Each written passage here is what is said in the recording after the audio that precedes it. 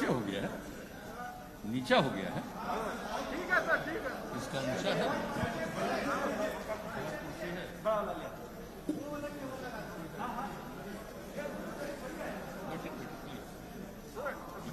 नीचे तुम लोग ना खड़ा हो गया भैया, बैठ जाओ ना भैया। अरे यार गजब कर जाओ, प्रेस कॉन्फ्रेंस नहीं हो रहा है, बाहर हो रहा है यहाँ।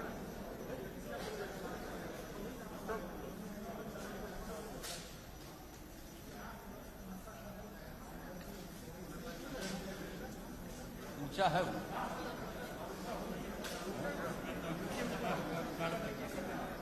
ये ऊंचा है ना, हो जाएगा, हो जाएगा। ऊंचा कर दो, ऊंचा कर दो, ऊंचा है नहीं,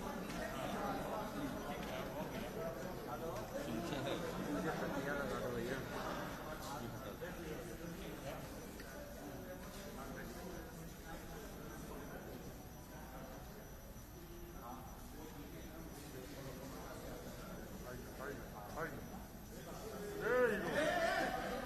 अरे यार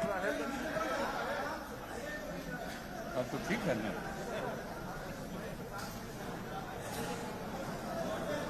अब ठीक है। जी सर। ठीक।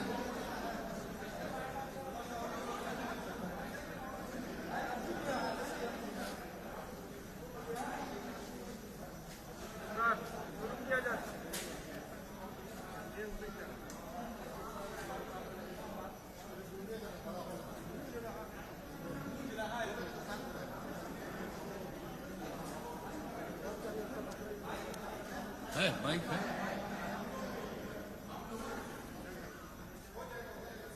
ये तो एक काफी है, यही दे दीजिए ना। नहीं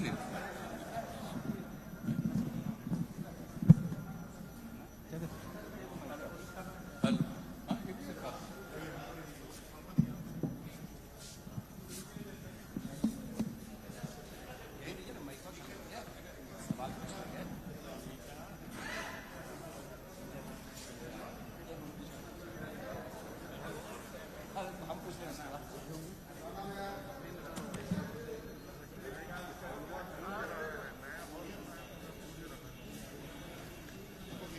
सीधा सवाल ही कह रहे हैं क्या? मुख्यमंत्री जी आज थोड़ा डाउन करते, आवाज थोड़ा कम करिए। हाँ बोलिए ना। पहले आप अपनी बात बोल लीजिए। बैठो ना यार, गजब कर जाओ। नहीं फिर हम हटा देंगे यार कुर्सी। लाइट जा रहा है, नहीं समझ आज में आ रहा है।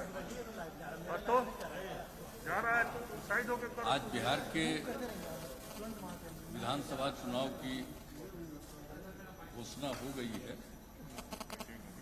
चुनाव आयोग ने इसके बारे में तिथियों की घोषणा कर दी है और आज ही इसका हो गया है। हम लोग तो इसका स्वागत करते हैं और ये होना ही था।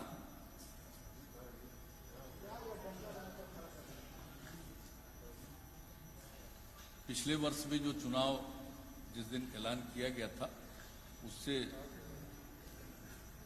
लगभग 15 दिन का फर्क, और जबकि ये कोरोना वायरस के चलते एक ये भी चर्चा चल रही थी, कुछ लोगों की मांग भी हो रही थी,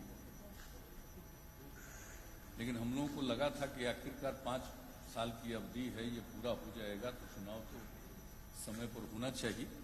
लेकिन ये सब कुछ चुनाव आयोग पर निर्भर करता था। चुनाव आयोग ने पूरी तैयारी कर ली, बूथ की संख्या बढ़ा दी, एक बूथ पर 1000 से ज़्यादा वोटर नहीं होंगे और इस प्रकार से अनेक नए बूथ के बारे में तय कर दिया। और आज ये भी तय कर दिया कि 1 घंटा ज़्यादा वोट की अवधि हो जाएगी। तो हर प्रकार से इंतजाम जो कुछ भी इसके मामले में अध्ययन किया उन लोगों ने, यहाँ पर कई मीटिंग्स की, लोगों की राय से भी अवगत हुए हैं। पूरी स्थिति को देख करके उन लोगों ने एक फैसला लिया है। हम लोग तो स्वागत करते हैं और चुनाव तो समय पर ही हो जाएगा, ये अच्छी बात है। और 3 फेज का चुनाव, बीच में कुछ फेज ज्यादा होता था, लेकिन अच्छी तरह हम लोगों को याद है कि पहले तो 3 ही फेज होता था। 2005 में जो फरवरी वाला चुनाव हुआ वो तो 3 ही फेज था। तो धीरे धीरे ये फिर हाँ बाद में धीरे धीरे फेज बढ़ता गया, 4, 5, 6, 7 एक अलग बात है, लेकिन 3 फेज का चुनाव तय कर दिया है। और देख रहे हैं कि जो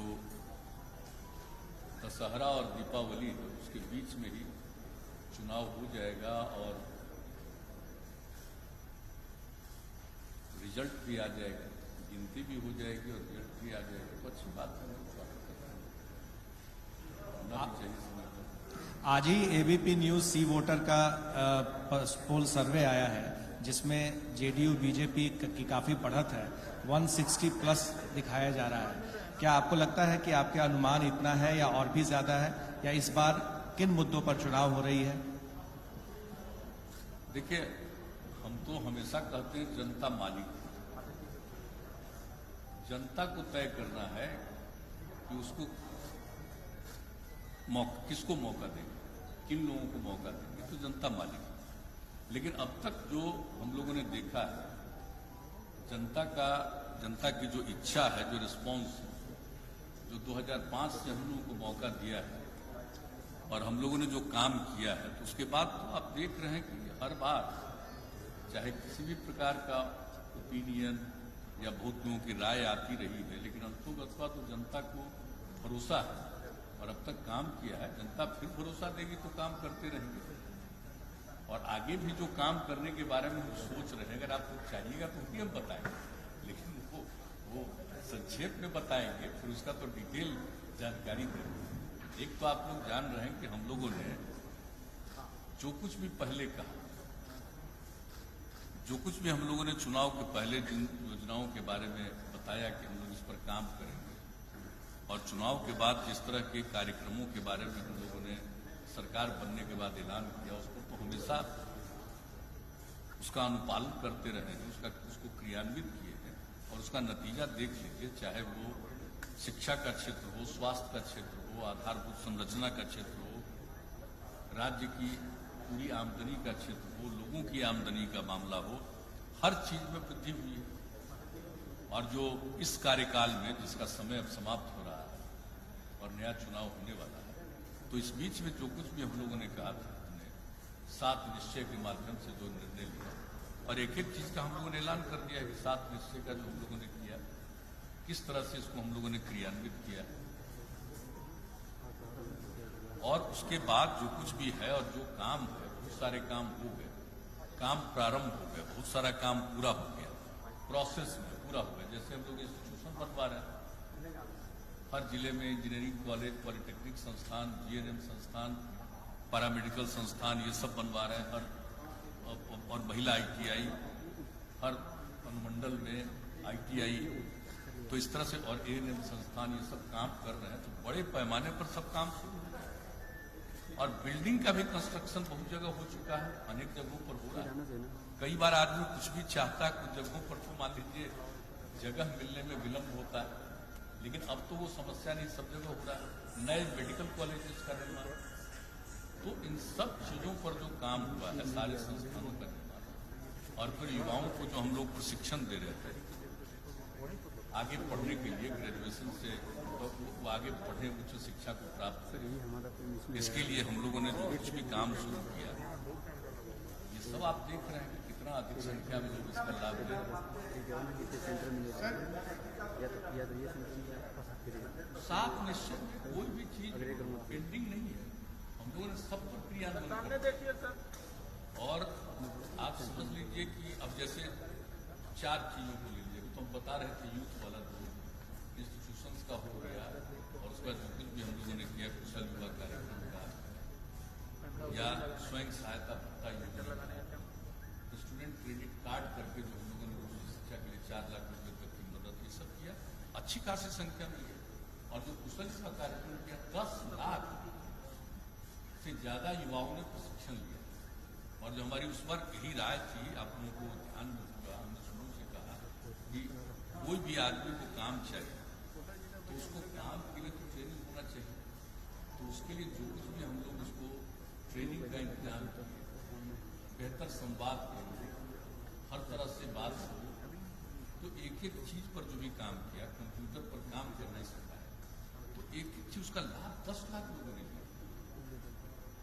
स्वयं सहायता भत्ता योजना का भी लाभ लोगों ने लिया। तो जो कुछ भी हो, और जो हम लोग स्टूडेंट क्रेडिट कार्ड योजना चलाए उसका भी किया, ये सब तो स्टूडेंट वाला हम बता।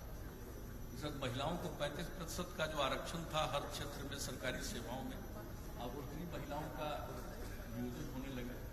पुलिस वाले में अगर देख लीजिए तो जितना पुलिस में अब महिलाएं बिहार में आ रही थी उतना शायद ही किसी राज्य में, तो हर तरह से काम किया। और इसके बाद जो बाकी 4 और 7 निश्चय के अंतर्गत था, हर घर नल का जल, हर घर तक बिजली पहुंचाना, हर इच्छुक परिवार तक, हर घर तक पक्की गली और नाली का निर्माण और शौचालय का निर्माण। देखिए काम बहुत तेजी से, और आपको मालूम है कि हमने इसके बारे में विस्तृत रूप से फिगर दिया है, और आप लोग चाहिए कि हम उसको फिगर को जो अब हम है रिलीज भी कर देंगे अपनी तरफ से।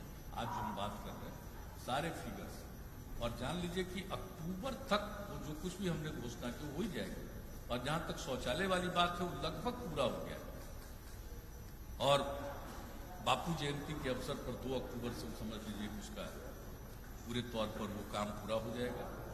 सामुदायिक भी हम लोगों ने बनवाया है, जिसको अपने घर में, घर ऐसा है नहीं कि गरीब लोगों को, तो सामुदायिक भी बना दिया हमने, और बना करके एक एक चाबी उसको दे दिया कि उसको आप देखिए। शहरों में भी किया, तो अभी हाल ही में आपने देखा कि कितना उसका हम लोगों के द्वारा उद्घाटन हो। तो एक एक चीज का काम, और आप समझ लीजिए कि ये सब काम किया है। और इस प्रकार से और भी कई योजनाएं जो हम लोगों ने चलाई 18 में, इसके अलावे भी 7 निश्चय के अलावे जो बहुत सारा काम हम लोगों ने शुरू करवाया, वो भी बहुत तेजी से काम हुआ। इसलिए जो कुछ भी काम, और पहले का भी काम, अब सड़क वाले में देख लीजिए कि सड़क वाले में पहले हम लोगों का था राजधानी पटना सुदूर इलाके से चलकर 6 घंटा से ज्यादा समय नहीं लगे, और उसके बाद हम लोगों ने लक्ष्य रख दिया 5 घंटा का समय। अब उस पर जितना तेजी से काम हुआ, सड़कों का चौड़ीकरण, बाईपास, फ्लाईओवर, कितना तरह का चीज हम लोगों ने उसको एलिवेटेड रोड, ये सब कुछ करवाया, और उस पर कितनी योजनाओं को हम लोगों ने स्वीकृत किया, एक एक क्षेत्र में काम हुआ। तो इसलिए देखिए हमने जो कुछ भी शुरू से वादा किया और जिस बात की घोषणा की, उसका एक एक काम हम लोगों ने किया। और इस बार भी जो हम 7 निश्चय का बता दिए, और कई योजनाओं के बारे में जो भी काम किया उसका कितना लाभ लोगों को हुआ, महिलाओं के लिए कितना किया कि भाई घर में अगर लड़की पैदा हो तो खुश होना चाहिए, तकलीफ में नहीं जाना चाहिए, और उसके लिए जो जो और नई नई स्कीम हम चला करके दिए, उसका सबको लाभ कितना मिल रहा है। सर एक चीज बताइए, पिछली बार आप गए थे सर, पिछली बार चुनाव में जब आप गए थे तो 7 निश्चय आपने उसको डिवाइस किया था, प्रोग्राम किया था, जिसको आपके अदर एलाइज ने अडॉप्ट किया। इस बार क्या आप वैसा ही कुछ करने वाले हैं अगले 5 सालों के लिए? मेरा दूसरा सवाल आपसे है कि जब भी विधानसभा चुनाव लड़े हैं तो उसका इतिहास ये रहा है कि आप बीजेपी से ज्यादा सीटों पर चुनाव लड़े हैं, तो क्या आपकी आकांक्षा है कि लोकसभा में आप बराबरी पर लड़े, इस बार आपको ज्यादा सीटें मिलनी चाहिए? तीसरी बात है सर, क्या आपको लगता है कि रामविलास पासवान की अब आपको एनडीए में कोई जरूरत नहीं रही? देखिए आपने जो पहला प्रश्न किया कि जैसे पिछली बार 7 निश्चय पर चले तो आगे आपका क्या है, ये बहुत ठीक आपने पूछ दिया। हम आपको बता देते हैं कि जैसे पिछली बार हम लोगों ने 7 निश्चय जो पहला चलाया, वो पहला 7 निश्चय, अब अगर मौका मिलेगा तो दूसरा 7 निश्चय के बारे में हमने सोच लिया। उसी तरह से योजनाएं सब लोगों के लिए 7 निश्चय 2, 7 निश्चय 1, इस पर तो हम क्रियान्वित कर दिए।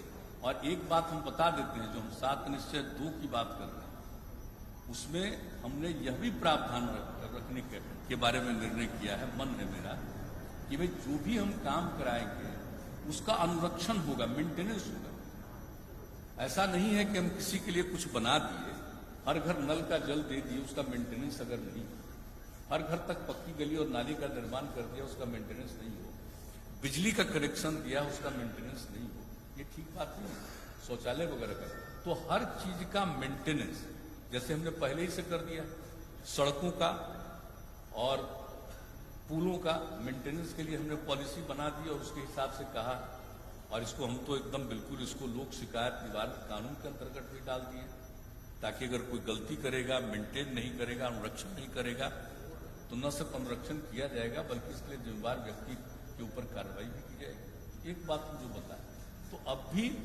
पुनः एक और 7 निश्चय के बारे में हमने सोचा, अगर आप कहिएगा तो उसके बारे में कुछ बताते, जो हम सोचे सच्चे थे उसका डिटेल तो फिर हम रिलीज करवाएंगे, उसका एक एक आइटम और उस तरह से करके।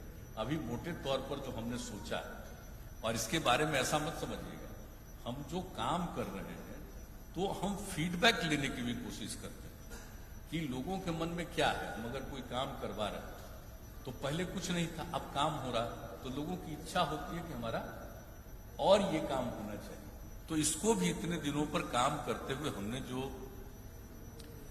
आकलन करने की कोशिश की और एक तरह से कहिए कि उसके बारे में फीडबैक लेने की कोशिश की, तो उसके बाद अब मेरे मन में आया कि साहब हम लोगों को पुनः एक और 7 निश्चय, इसके बाद दूसरा फेज 7 निश्चय का हम लोगों को शुरू करना है, और हम लोगों को सक्षम बिहार, स्वावलंबी बिहार, सक्षम बिहार, स्वावलंबी बिहार, और इसके लिए 7 निश्चय, दूसरा 7 निश्चय सेकेंड फेज शुरू करेंगे। और पहला है यूथ के लिए हम लोगों ने सोचा है, पहला है हमारा युवा शक्ति बिहार की प्रगति। अब उसमें युवाओं को, एक तो सबको मालूम है कि भाई राज्य सरकार में या कहीं भी केंद्र सरकार में या किसी भी राज्य में हर एडुकेटेड व्यक्ति को या किसी को भी, सबको तो सरकारी नौकरी नहीं मिल सकती, उसकी तो एक सीमा है, लेकिन उनकी ट्रेनिंग इतनी होनी चाहिए, न सिर्फ एजुकेशन बल्कि उसके अलावा उनकी ट्रेनिंग इस तरह से होनी चाहिए कि साहब उनको काम मिले, हर प्रकार का काम मिले। इसके लिए जो हम प्रशिक्षण का काम कर रहे हैं उसमें और सुधार लाए। जो नई टेक्नोलॉजी है उसके बारे में, जैसे हमने कहा कि भाई कंप्यूटर पर काम करना सीखिए, तो प्राइमरी चीज थी, अब इसको बढ़ा करके यानी नई टेक्नोलॉजी के हिसाब से उनको पूरे तौर पर ज्ञान हो और इतनी उनको जानकारी हो कि उनको कोई ना कोई काम जरूर मिले, और उनको और भी बेहतर हम एजुकेशन इस प्रकार से दें कि वो पूरे तौर पर अपनी पढ़ाई करने के बाद उनको और बेहतर प्रशिक्षण हम दें। एक तो उसका ये काम होगा कि संस्थानों में हम गुणवत्ता बढ़ाएंगे ताकि और बेहतर उनकी पढ़ाई हो जाए, और उसके ऊपर बाद में ट्रेनिंग दिया जाए। हर जिले में मेगा स्किल सेंटर, मार्गदर्शन, नई स्किल में प्रशिक्षण, जिसका हम जिक्र कर रहे हैं, उस तरह का कुछ करेंगे। हर प्रमंडल में टूल रूम, स्किल एवं उद्यमिता हेतु नया विभाग बनाएंगे, यानी लोगों का स्किल करना, उद्यमिता को बढ़ावा देना, इसके लिए एक अलग डिपार्टमेंट हम लोग बनाएंगे। ITI और पॉलिटेक्निक सहित सब में नया विभाग में सब, यानी उसमें ITI को भी डालेंगे, पॉलिटेक्निक इंस्टीट्यूशंस को भी डालेंगे। जितने प्रकार का हम प्रशिक्षण करते हैं इन सब लोगों को बेहतर प्रशिक्षण के लिए एक डिपार्टमेंट बनाएंगे। स्किल एवं उद्यमिता हेतु नया विभाग, एक विभाग बना करके, और उसके माध्यम से इस तरह से लोगों को एडुकेशन के अलावे उनका प्रशिक्षण हम पूरे तौर पर करें ताकि उनको काम मिल सके या खुद भी अपना कुछ काम कर सके और लोगों को भी काम में शामिल कर सके। तो इस तरह का हम लोग करना चाहते हैं। और अगर कोई उद्यमिता विकास के लिए काम करेगा, आपको मालूम है नई हम लोगों ने औद्योगिक नीति भी बना दी, उद्यमिता के विकास के लिए हम लोग मदद देने का भी निर्णय कर लिए। लेकिन जो उद्यमिता विकास जो करेगा, कोई भी काम करना चाहेगा, किसी भी प्रकार का उद्यम, कोई नया यूथ, तो उनको हम मदद करेंगे। उसको जितना इन्वेस्टमेंट होगा किसी भी काम में, तो मिनिमम 50%, 3 लाख रुपया या 50% जो भी उसके लिए जरूरी है, उस तरह का हम उसको उद्यमिता के काम के लिए मदद करेंगे। हम लोगों का पहले से भी है, अनुसूचित जाति, जनजाति और अति पिछड़े वर्ग के लिए तो हम लोग उद्यमिता के लिए दे रहे हैं मदद।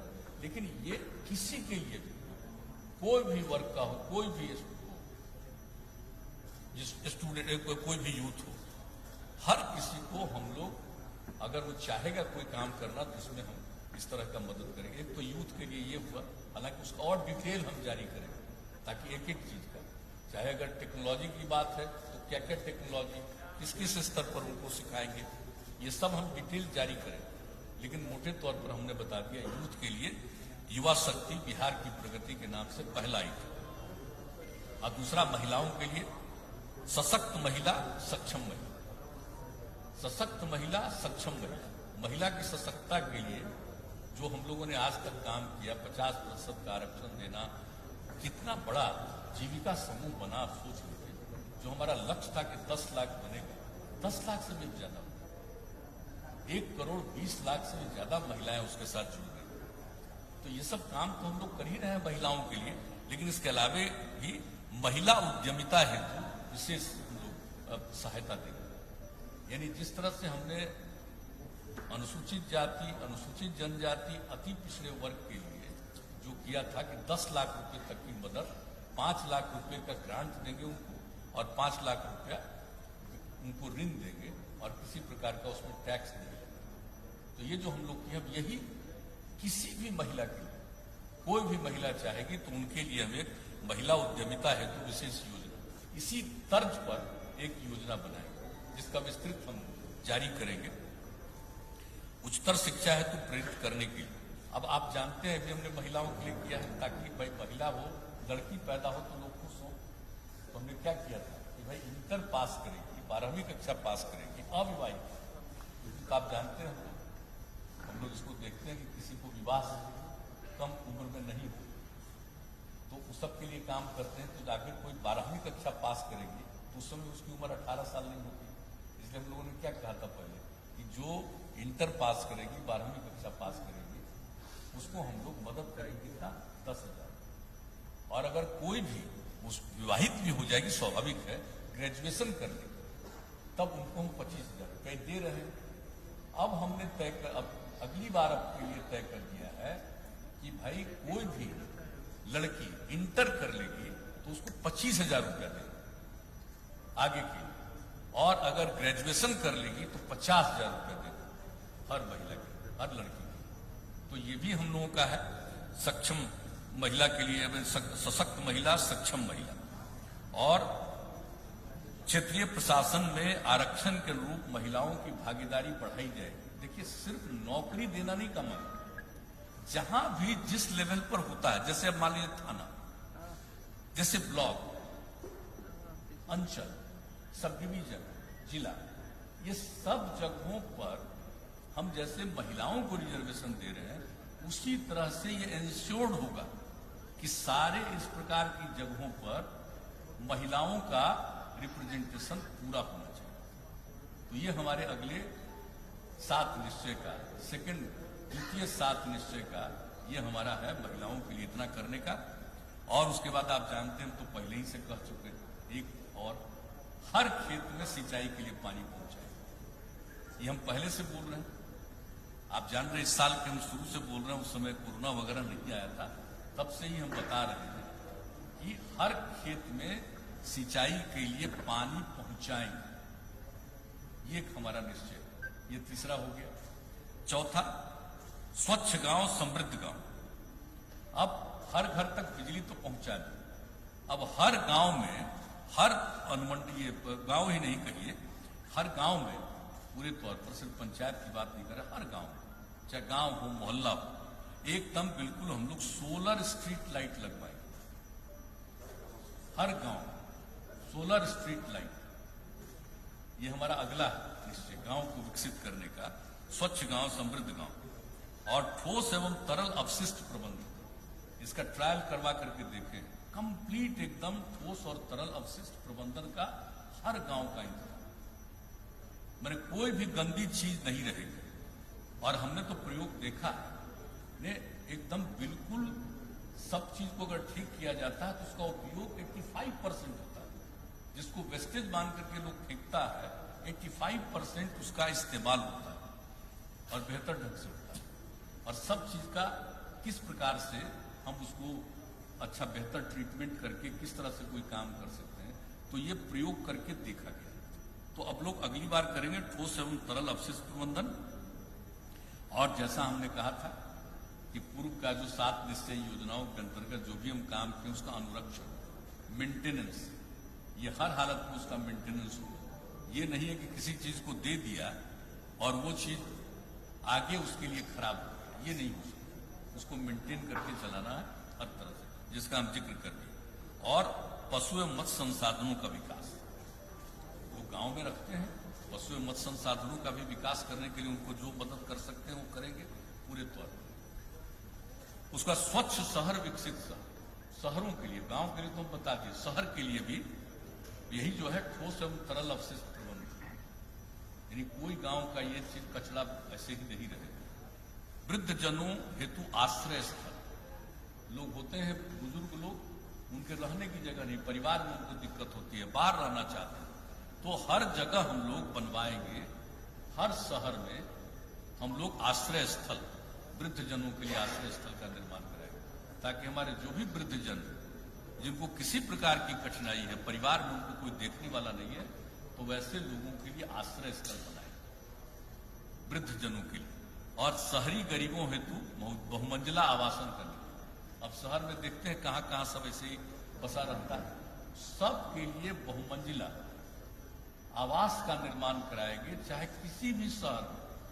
सिर्फ हम पटना की बात नहीं कर रहे, नगर निगम की बात नहीं कर रहे, चाहे नगर परिषद हो, नगर पंचायत हो, जितने भी शहर कहीं से भी आकर के वहां पर रह रहा है, उसको रहने की जगह नहीं है, तो हम लोग मल्टी स्टोरीड बिल्डिंग बना करके सबको एकोमोडेट कराएंगे और सबको रखेंगे। यह हमारा एक है। और जितने सभी शहर और महत्वपूर्ण नदी घाट, सिर्फ शहर ही नहीं, अब जैसे पटना शहर गंगा नदी के किनारे, इस तरह से जो भी शहर या कोई भी जहां घाट है, उसके घाटों पर विद्युत शवदाह गृह सहित मोक्ष धाम का निर्माण, ये कहीं इंतजाम नहीं रहता है, उसके चलते लोगों को तकलीफ, कहीं कहीं उनको अंतिम संस्कार करना पड़ता है। और देखिए जो बिजली वाला इंतजाम जहां किया गया है, सब लोगों को सहूलियत होगी, इसलिए हर जगह विद्युत शवदाह गृह सहित मोक्ष धाम का निर्माण कराया जाएगा। ये स्वच्छ शहर विकसित। छठा, सुलभ संपर्कता। अब एक बात हम पहले ही कह चुके हैं कि गांव को, तो हर गांव को पक्की सड़क से जोड़ने का लगभग काम पूरा हो गया, हो रहा है, हो जाएगा। लेकिन इसके अलावे कई गांवों को जोड़ करके बेहतर सड़कों के साथ उनका जोड़ना उपयोगी है। मान लीजिए प्रखंड में जाना है, अनुमंडल में जाना है और कोई जरूरी जगह पर जाना है, तो उसका भी हमने पूरे तौर पर सर्वेक्षण करके गांव-गांव को जोड़ करके बेहतर सड़क तक पहुंचाने के लिए, ताकि उनको किसी भी प्रकार की सुविधा नहीं। तो आसपास के गांव को जोड़ते हुए मुख्य पथों और महत्वपूर्ण स्थानों तक संपर्कता हेतु नई सड़कों का निर्माण, जैसा हमने कहा, चाहे अनुमंडल हो, थाना हो, प्रखंड हो, ताकि किसी प्रकार की दिक्कत नहीं। अब गांव तो जुड़ गया, कहीं भी जा सकते हैं, लेकिन अब इसको देखा जाएगा कि भाई गांव को तो जुड़, अब इस तरह का पूरे इलाके में देखा जाएगा कि भाई और कई गांवों को, अगल बगल के गांव को जोड़ते हुए हम किसी मेन और सड़क है वहां पर पहुंचा दें, ज्यादा जल्दी वो पहुंच सकता है।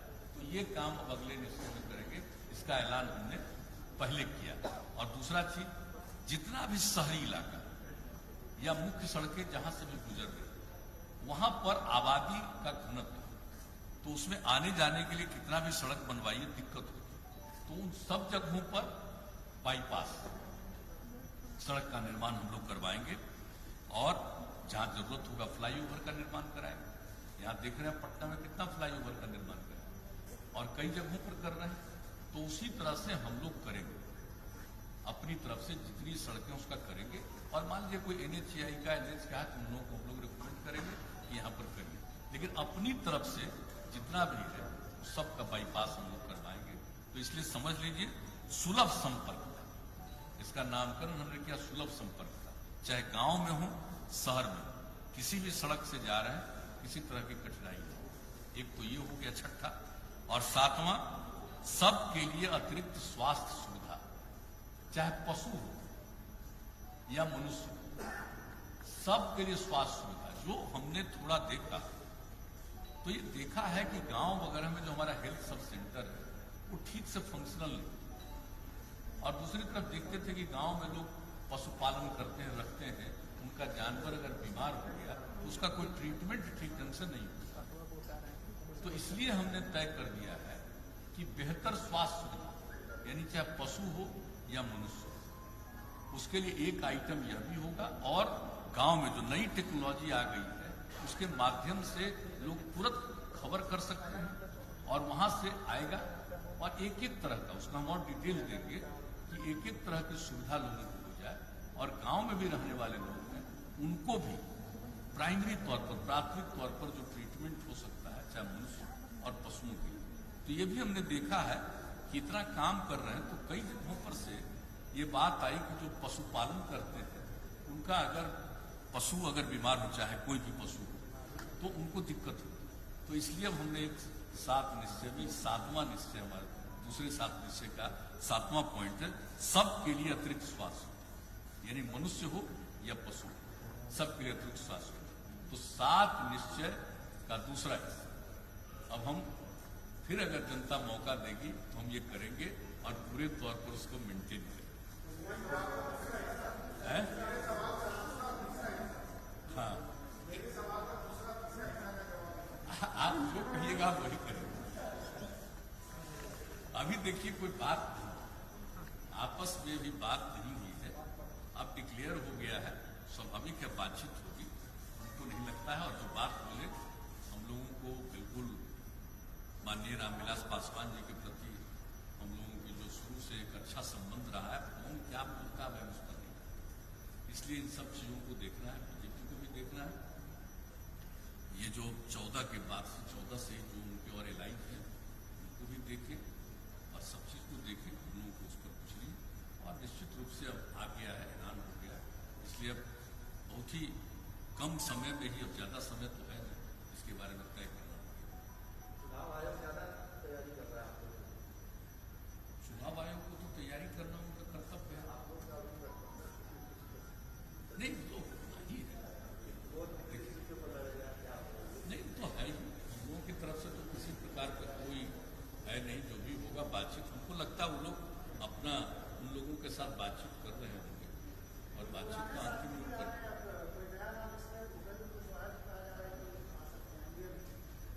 उनकी तो जानकारी नहीं, लेकिन श्री जीतन राम मांझी जी तो फिर वापस हो गए, उनके साथ जो बातचीत हुई, बीजेपी ने ही कहा था हम लोगों को कि अगर वो हो, और उनसे जो बातचीत हुई तो वो तो पूरे तौर पर फिर आप वो हो गए हैं एनडीए के साथ। आपको लगेगा कि मांझी जी के आने के बाद आपको रामविलास जी की जरूरत नहीं? नहीं, ऐसा कुछ देखिए, जो भी लोग हैं बीजेपी के साथ हैं उन लोगों को देख लें, उनकी इच्छा थी। बीजेपी के साथ थे, हम लोग को अलग थे पिछले चुनाव में, तब उसमें से मान लीजिए 2 चले गए, 1 आ गए, अब एक और का जो भी हो तो बीजेपी को समझते हैं, बीजेपी बातचीत कर रही है।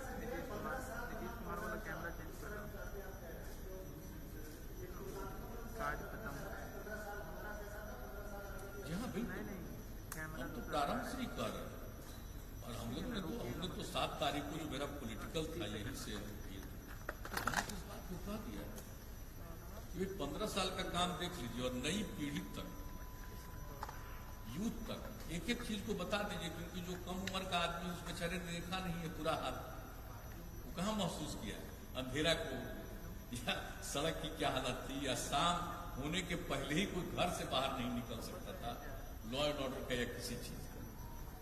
या कुछ लोग आजकल रोजगार की बात करते हैं, हंसी वाली बात, क्या रोजगार करते?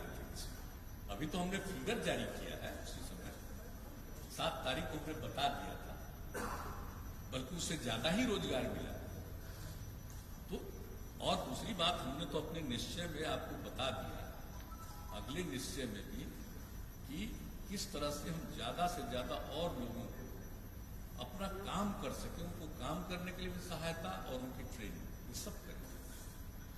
तो देखिए, कुछ लोगों की तो आदत है कुछ बोलते रहते हैं, ठीक है, कोई जो चाहे वो बोले, उससे हम लोगों को कोई मतलब नहीं, लेकिन आज तक हम लोगों का जो काम है लोगों ने देखा है, भाई हम काम करते हैं, हम कहाँ बिना मतलब किसी के साथ उलझते हैं, हमको जाना रहता, हम लोगों के बीच में जाते हैं और सीधे उनके साथ संवाद स्थापित करते हैं काम।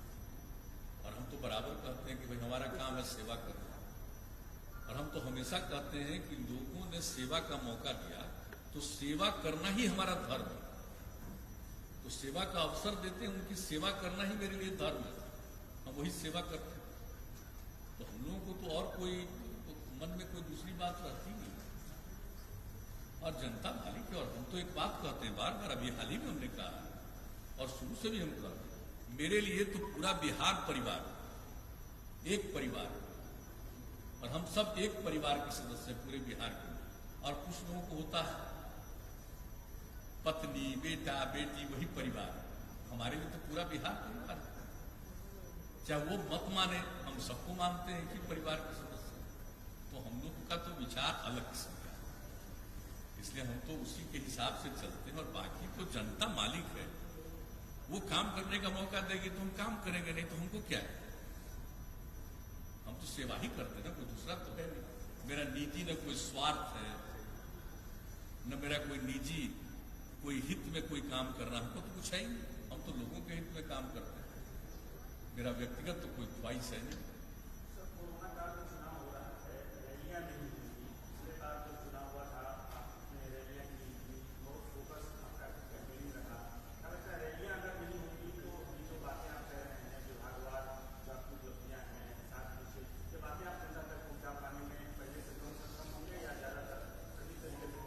देखिए, जहां तक कोरोना की बात है, आप बिल्कुल सही कह रहे हैं।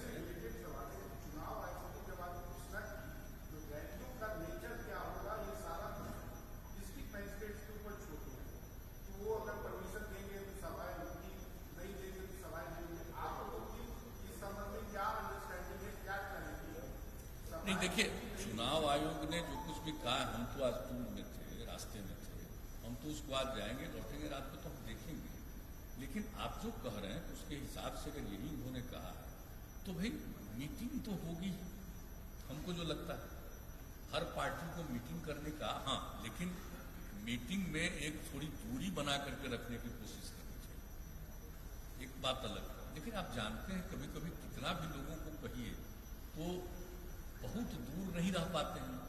हम लोग जितना भी कहते हैं लोगों के बीच में यही प्रचार करते हैं कि दूरी मेंटेन करिए, मास्क का इस्तेमाल करिए, हाथ साफ करिए। 65 साल से अधिक उम्र वाले जितने हैं घर के अंदर अकारण मत लिखिए। गर्भवती महिलाएं हैं, कोई अन्य प्रकार की बीमारी से पीड़ित है, बच्चे हैं 10 साल से कम उम्र के बच्चे और बच्चियों को, इनका ख्याल रखिए और अकारण घर से न निकले। तो ये सब एक एक चीज को प्रचारित करते हैं, लोगों को समझाते हैं। और आप देखते हैं कि कोरोना तो एक विचित्र चीज है ना, दुनिया भर कभी ऊपर जाता है, नीचे आता है, ऊपर चला जाता है। अब दिल्ली में नीचे हुआ फिर बढ़ गया, सुन रहे हैं कि इंग्लैंड में बढ़ रहा, तो कहीं भी बढ़ रहा है। हमारे यहाँ तो बहुत घट रहा है। और आपको हम बता देते हैं कि कोरोना की स्थिति जो हुई है, जो बात करते रहते थे, इतना ज्यादा हम लोग रेगुलर इस चीज को मॉनिटर करते रहे, लोगों से बातचीत करते रहे, और हमारी ख्वाहिश थी कि हर चीज में हम नेशनल एवरेज से ऊपर जाए। अब देख लीजिए, जांच में भी चले गए, अब 2.25 लाख तक जांच करते हैं, उससे भी ज्यादा किसी दिन जांच हुई प्रतिदिन। और जांच होने से हो जाता है कि कोई भी आदमी को, अब कहा गया कि भाई अपनी इच्छा से भी जांच कराइए, सिर्फ कोई बीमार दिख रहा उसका जांच नहीं, बल्कि स्वयं भी कराना चाहिए। तो अब इस तरह से हम लोग कर रहे हैं। तो 10 लाख वाले पर जो है, जो पहले कहा जाता था बिहार में कुछ नहीं, आज की क्या स्थिति, 10 लाख की आबादी पर बिहार में जांच जो हो गया है 50,232, 10 लाख की आबादी पर औसत 50,232, सॉरी 50,232, 50,232 10 लाख। और देश का एवरेज है 10 लाख की जनसंख्या पर 48,886।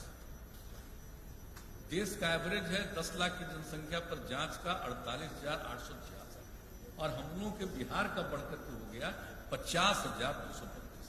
अब इतना हम लोग जांच करवा करके लोगों को अलर्ट कर रहे हैं। और आप जान रहे हैं कि अब 91% से भी ज्यादा लोग ठीक हो गए हैं।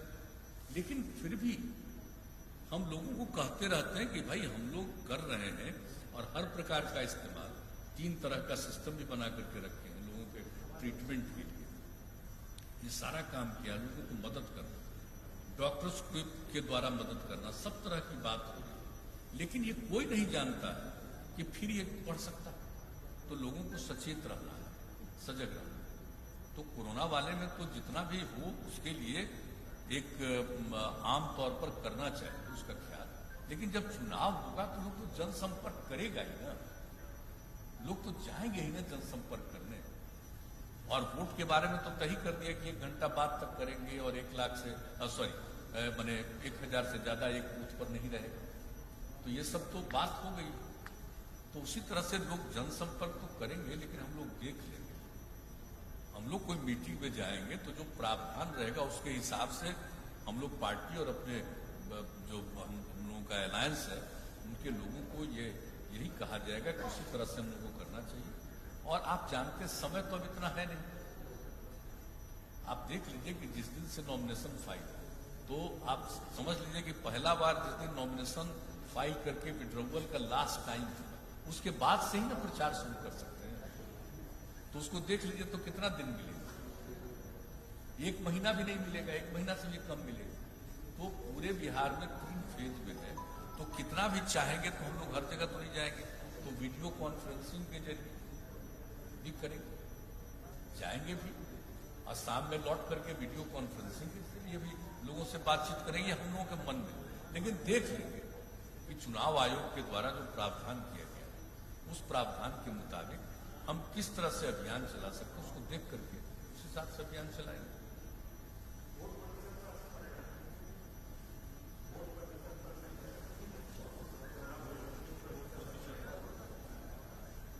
देखिए, हमको लगता नहीं है कि उतना ज्यादा कोई वोट प्रतिशत पर असर पड़ेगा, क्योंकि एक ऐसी चीज है ना कि चुनाव का जब कैंपेन शुरू हो जाएगा और इसकी बात शुरू होगा तो लोग जाएंगे। क्योंकि हम जो देखते हैं कहीं भी जाते हैं तो लोग कितने लोग दिख जाते हैं, तो ऐसा नहीं है कि लोग कन्फाइंड रहेगा, हमको नहीं लगता। हमको लगता है कि जरूर लोग वोट देंगे और ठीक ही रहेगा वोट का प्रतिशत भी। मेरी अपनी समझ जो है, लोगों को जितना हम आज तक समझते हैं और जिस तरह से जो भी हमारा अपना अनुभव है, हालांकि ये तो एक बिल्कुल विचित्र चीज है, ऐसा तो दुनिया में कभी था ही नहीं, इस तरह की कोई बीमारी और ऐसा कोई चीज, तो एक तो पृथक स्थिति है।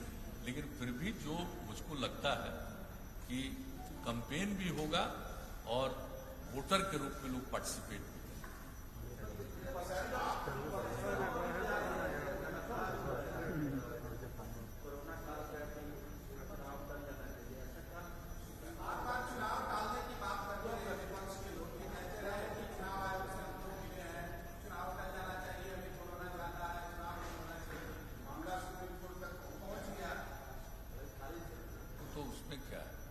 देखिए, तो चुनाव आयोग का संवैधानिक अधिकार है, इसमें किसी का इंटरफेरेंस नहीं। ये चुनाव आयोग का संवैधानिक अधिकार है और चुनाव आयोग ने जो तय किया उसी के मुताबिक होना है। अब कोई नहीं चाहते थे वो क्या करेंगे, चुनाव में भाग नहीं लेंगे। हमको तो ऐसा नहीं लगता कि कोई चुनाव, सब लोग चुनाव में भाग लेंगे। अब बोल जो भी रहे थे,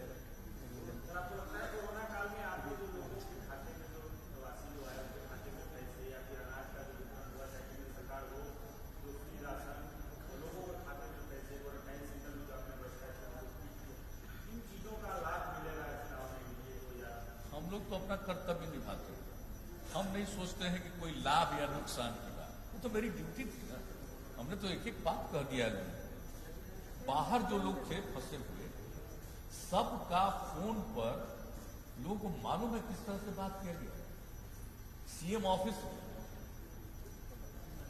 आरसी के यहाँ और आपदा प्रबंधन का जो दफ्तर है यहाँ, वहां पर टीम लगा करके एक एक आदमी की बात, और तभी तो हम कहे कि वहां के सरकार को कहेंगे और लोगों को 1-1 हजार रुपए का मदद।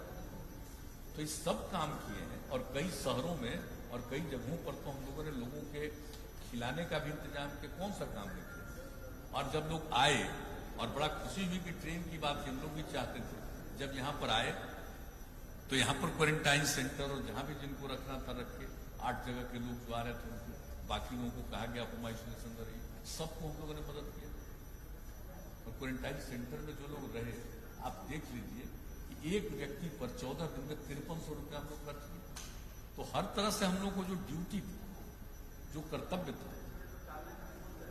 तो हम अपना ड्यूटी करेंगे। ये हम थोड़ी चाहेंगे कि हम जो ड्यूटी कर रहे हैं तो इसका हमको लाभ मिलेगा या सोचते ही नहीं है कभी।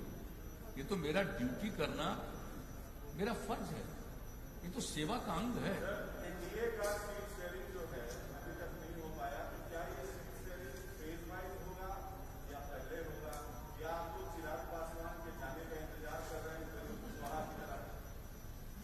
नहीं, ऐसा होने का विचार हमको लगता है कि जल्दी से जल्दी हो ही जाएगा, जल्दी से जल्दी हो ही जाएगा। सर, आप कह रहे हैं कि बिहार में काफी विकास हुआ है, प्रधानमंत्री आपकी लगातार तारीफ कर रहे हैं, लेकिन ये विकास जो है ये चिराग पासवान को दिखाई नहीं देता।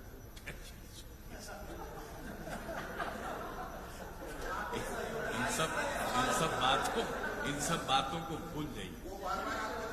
हम उन बातों पर ध्यान दें। हम सबका सम्मान करते हैं। जो हमारे साथ एलाई होंगे उनका भी सम्मान करते हैं, और जो हमारे विरोधी हैं उनका भी हम सम्मान करते हैं। उनको अधिकार है मेरे ऊपर जितना बोले, हम नहीं बिना मतलब का बोले। हम थोड़ा बहुत भले ही कभी कभी जरूरत होता है तो बोल देते हैं, लेकिन हम सबको इज्जत करते हैं अपने स्वभाव के मुताबिक या अपनी आदत के मुताबिक, या कोई एडवाइजर एडवाइस देता होगा तो उसके सलाह पर कुछ बोलना, कुछ कहना, कुछ ट्वीट करना, ये लोगों का अपना काम है, उससे हमारा कोई लेना देना नहीं।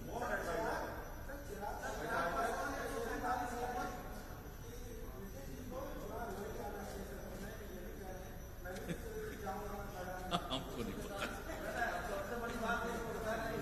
अब हम लड़ते हैं, इस सब के लिए लड़ते हैं। हम जहां हैं, जिस अलायंस में है, पूरे अलायंस के लिए ही हम लड़ते हैं। ये कोई हमको कहेगा, ये हमको आश्चर्य लग रहा है। ये तो कैंडिडेट भी लड़ता है और पूरा चुनाव भी हम लड़ते हैं।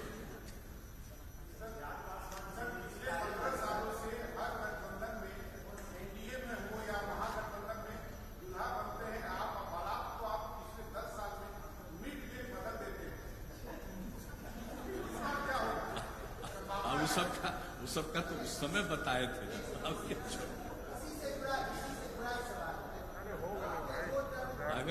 अगर जो एक्सप्लेन कर देते लोगों के सामने, तीनों बात कहाँ थी। इसलिए अब उसको, अब जो कुछ भी हुआ, चलिए पुरानी बातें हैं, लेकिन आप देख लीजिए कि इतने दिनों से जो भी काम किया, अब आप याद कर लीजिए कि जो 15 में हमने ऐलान किया, आखिर अलायंस बदला, लेकिन एग्जीक्यूशन तो उसी का किया हमने ना। तो जो हम सब लोगों के, पूरे देश, पूरे बिहार के लोगों के सामने, जनता नहीं है, इनको अपना मालिक मानते हैं, उनके खिदमत में जो हम बात कहते हैं कि हम ये करेंगे, हम तो वही करते हैं। आप देख लीजिए कभी भी, आप सब लोगों को ज्यादा बेहतर मालूम, ऐसा थोड़ी कि नहीं मालूम। तो जो हम कहते, आज भी जो हम कह रहे, अगर मौका मिलेगा तो इस सब चीज को तो जरूर करेंगे, और इसके अलावा और कोई आवश्यक होगा उसको भी करेंगे। सर, ये इस बार जो घोषणा पत्र जारी होगा वो केवल जदयू का या पूरा एनडीए का एक? नहीं, जो चाहे कर सकता है सर, जो चाहे कर सकता है। तो मेरा अपना ड्यूटी है ना कि हम इतने दिन से काम कर रहे हैं, तो हर बार बताते हैं कि अगली बार क्या करेंगे। तो अगली बार जो मेरे मन में बात है उसका हम ऐलान कर रहे हैं, ऐलान कर दिया। इसके अलावा भी और कोई काम होगा तो भी करना है। हो गया।